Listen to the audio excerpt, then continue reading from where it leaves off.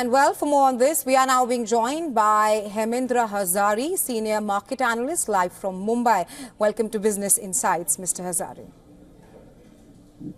Good evening to you and to your viewers. Good evening to you as well, Mr. Hazari. First up, what is your outlook on India's upcoming budget? We are just a few days away from that.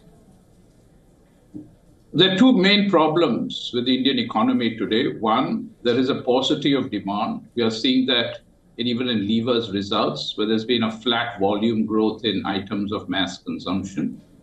So we need to prop up the demand in the economy. And two, the inflation in the food commodities basket, essentially, because that is hitting the vast segments and the masses of the population. Now, to do this, the government, to stimulate demand, the government must increase its total expenditure and therefore its total fiscal deficit as a percentage of GDP. But unfortunately, I don't think the government will do this. What they will do is they will make a pretense of supposedly increasing expenditure when they'll increase some capital expenditure to GDP. But what they're going to do to compensate for that, and what they have been doing for the last couple of years, is that they've been reducing revenue expenditure sharply. So as a result, what we have seen is that the total expenditure to GDP as well as the fiscal deficit to GDP has been coming down. And this is one of the reasons for the poor demand in the Indian economy for the last 2-3 years, which has got aggravated and which is now visible this year.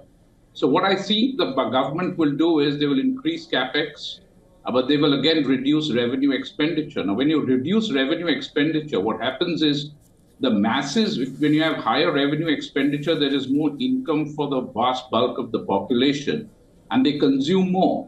But when you reduce that, you're actually constraining the economy. And therefore, the Indian economy has been going through a very tight squeeze in these last couple of years. So I think this will continue. The government may make some token, income tax cuts, but income tax really cuts will only affect the middle class and not revive overall demand in the Indian economy. So we'll continue to see a very stagnant Indian economy or a very deteriorating Indian economy because the government has a great reluctance because of foreign capital to increase the fiscal. Right, Mr. Hazari, you did touch upon what you expect from the government in this upcoming budget. Let's all talk about what can we expect from the markets on the 1st of February.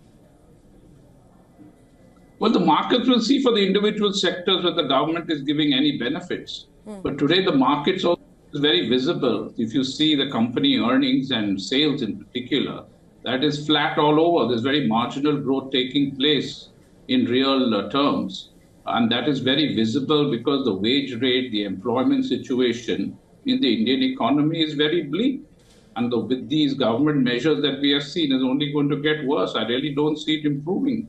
Because the only way you can improve it, if the fiscal deficit is allowed to expand and provide some stimulus to the Indian economy. Now, on top of all this, we'll have the Trump measures and tariff measures.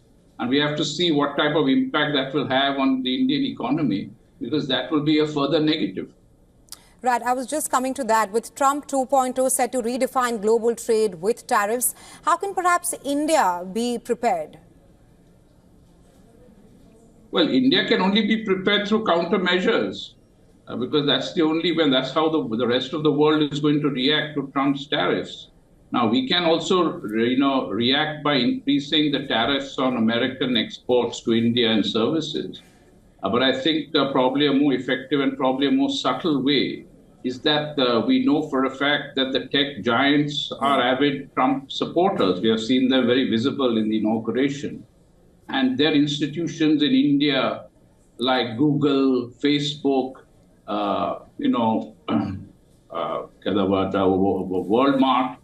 all these, we then put subtle pressures on them and tighten the regulations for them. So therefore, these tech moguls will definitely feel the pinch on their business, and hopefully they'll be able to convince Trump to go easy on India, because that's the only way you can deal with Trump and these measures. And I'm sure the rest of the world is also going to react in some form to counter the US tariffs on their economy.